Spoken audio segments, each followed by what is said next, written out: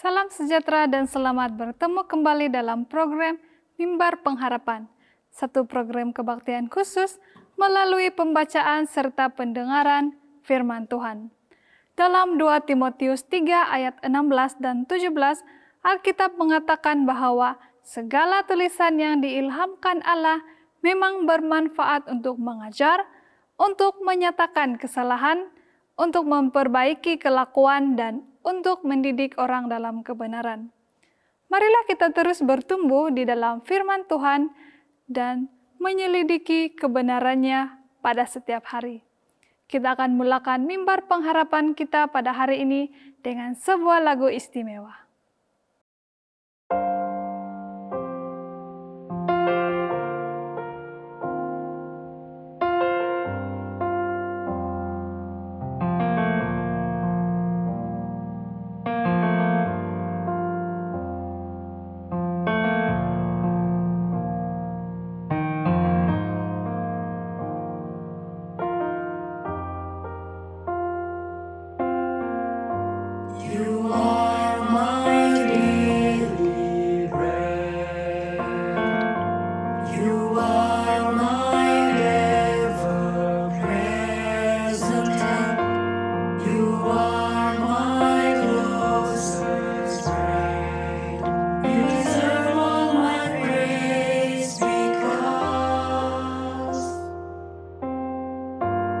You are my daily bread.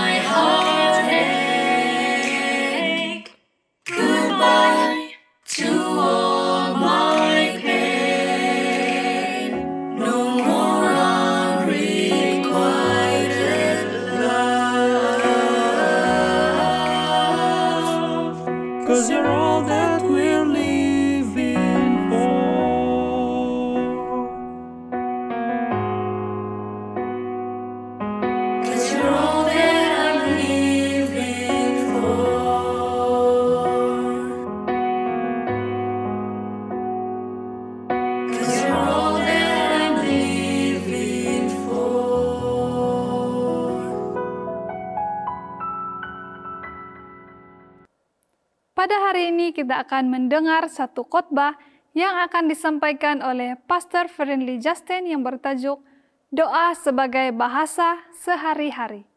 Semoga kita semua akan diberkati melalui perkongsian firman Tuhan ini.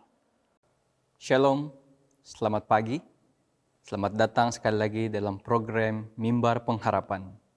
Saya percaya banyak di antara kita sudah diberkati dengan program-program daripada episode-episode yang sebelumnya. Sebelum kita lanjut, mari kita semua tunduk kepala dan saya pimpin dalam doa. Kita berdoa. Bapa di syurga, terima kasih karena kami percaya Engkau menyertai kami di dalam program Mimbar Pengharapan pada hari ini. Semua message yang akan kami dengar, kami percaya itu adalah daripada Tuhan dan akan membantu kami untuk lebih kuat, untuk lebih dekat kepada Tuhan. Berkati kami semua melalui Roh Kudus dan malaikat-Mu. Dalam nama Yesus kami berdoa. Amin. Ayat kunci kita terdapat di dalam kitab 1 Petrus pasal 4 hingga yang ke-7. Sebab mereka heran bahwa kamu tidak turut mencelimpungkan diri bersama-sama mereka di dalam kubang ketidaksunuhan yang sama. Dan mereka menfitnah kamu. Tetapi mereka harus memberi pertanggungan jawab kepada Dia yang telah siap sedia menghakimi orang yang hidup dan yang mati. Itulah sebabnya maka Injil telah diberitakan juga kepada orang-orang mati, supaya mereka sama seperti semua manusia, dihakimi secara badani, tetapi oleh Roh dapat menurut hidup menurut kehendak Allah. Kesudahan segala sesuatu sudah dekat. Karena itu kuasailah dirimu dan jadilah tenang, supaya kamu dapat berdoa. 1 Petrus 4 ayat 4 sehingga ke-7.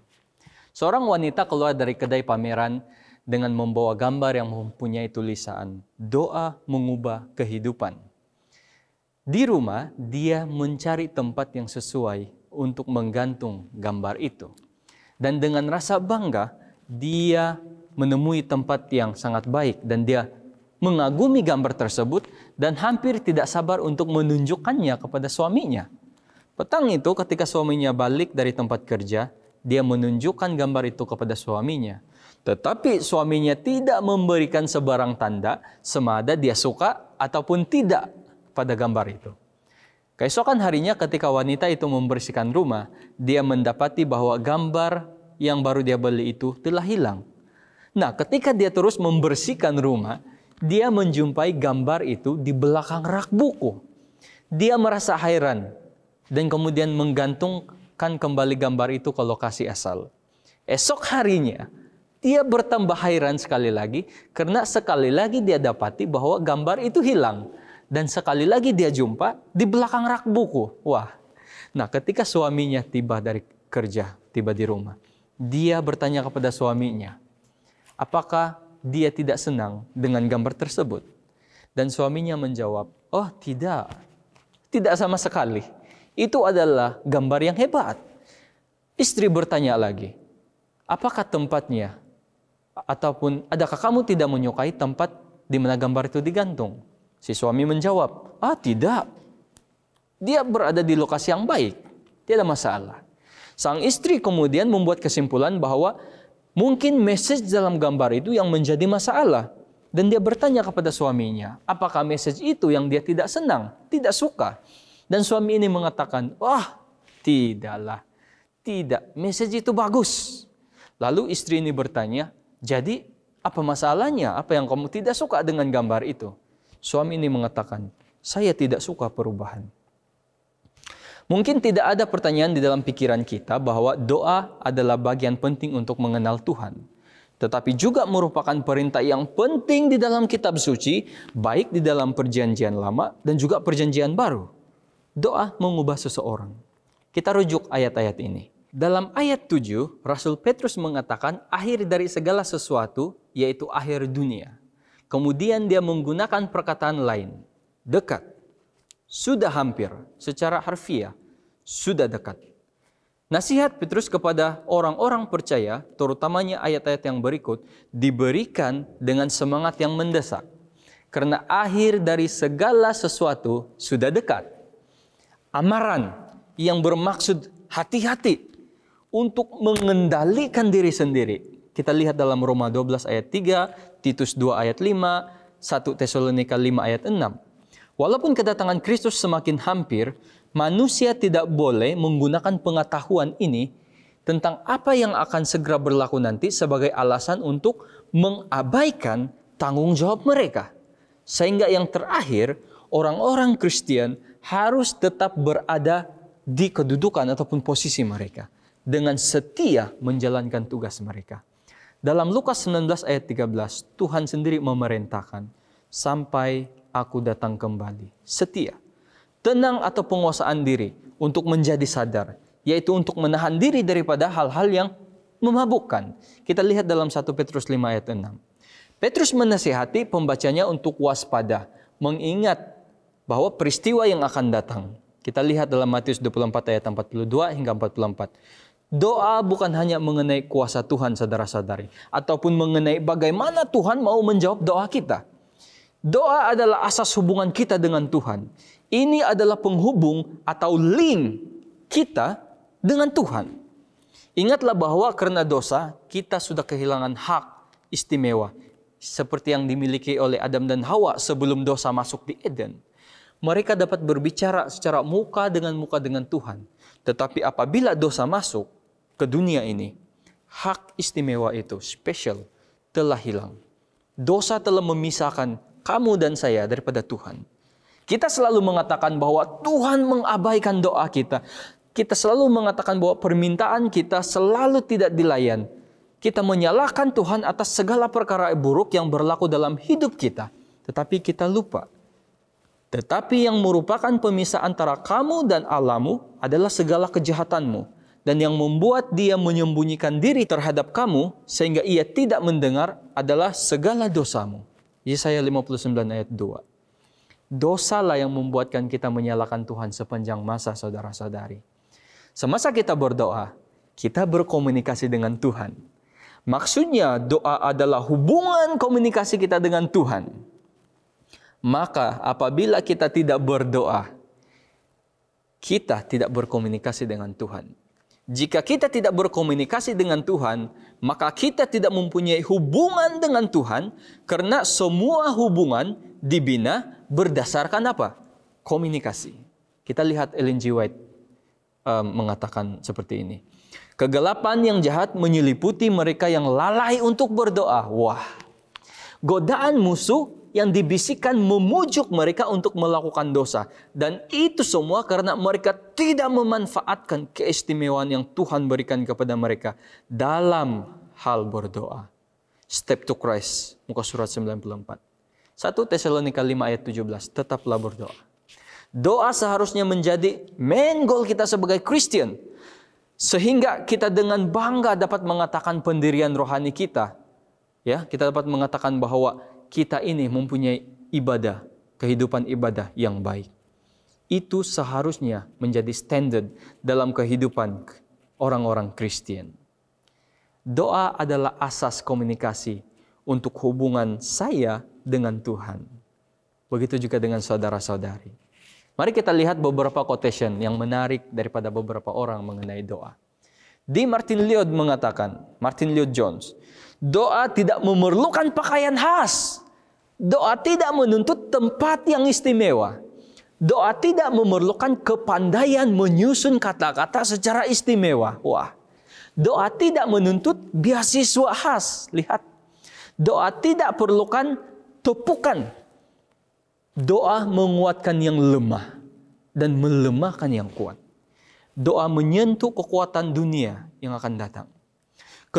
Kedudukan utama kita sebagai Kristen diuji oleh kekuatan doa kita. Sekiranya kita menganggap kata-kata yang diungkapkan oleh Ellen G. White, ya seperti ini. Dia katakan, doa adalah nafas jiwa. Itu adalah rahasia kekuatan rohani. Tidak ada cara rahmat lain yang dapat diganti dan kesehatan jiwa dapat dipelihara. Doa membuat hati bersentuhan langsung dengan mata air kehidupan dan memperkuat otot dan pengalaman keagamaan. Ditulis dalam Gospel Walker, muka surat 254, tulisan Ellen G. White. Kamu dan saya mungkin tidak mempunyai pengalaman untuk memindahkan gunung seperti teks di dalam Markus 11 ayat 23. Ataupun mengatakan kepada pohon ara untuk mematuhi kamu seperti dalam teks Lukas 17 ayat 16. Itulah sebabnya kita berjuang untuk memahami apa maksud doa kita dijawab. Ketika Daud memohon kepada Tuhan agar dia menyelamatkan bayi yang dilahirkan Betsheba dalam 2 Samuel 12 ayat 16, bayi itu mati.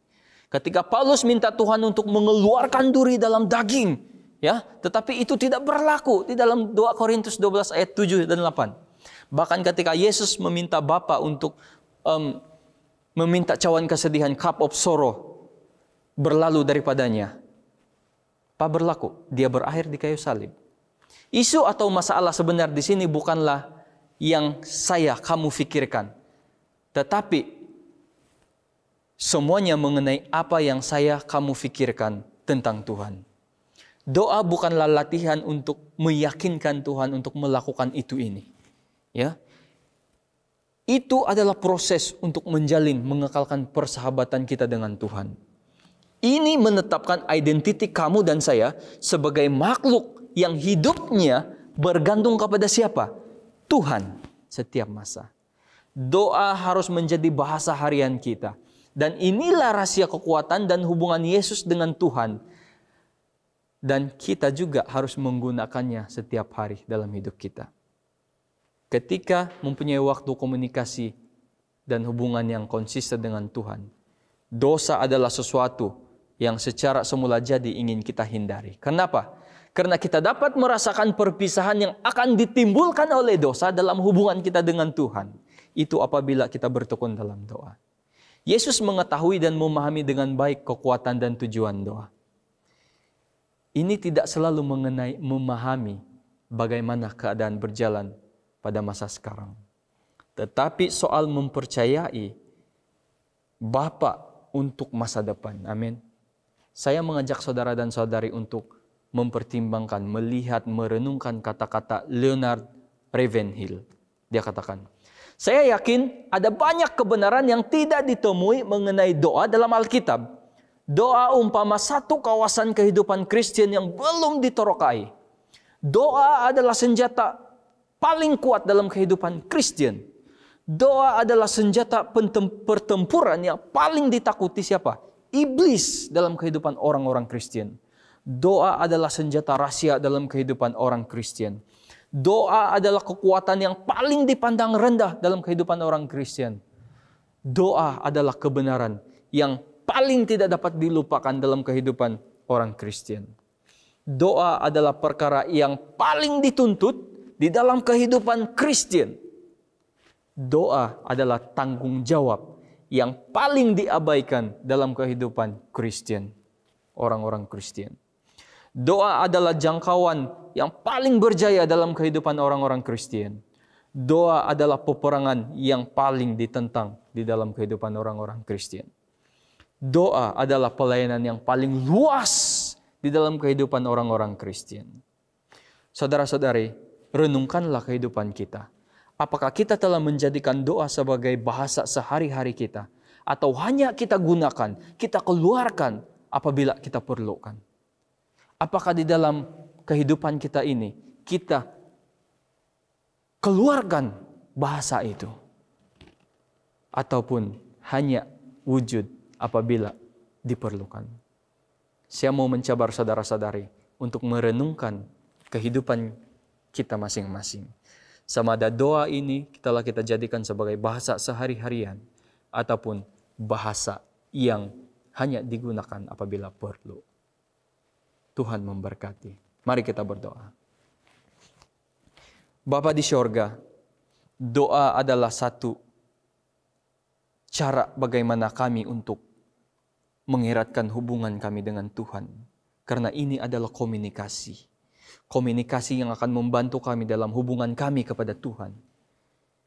Ini adalah satu cara yang tidak disukai oleh iblis.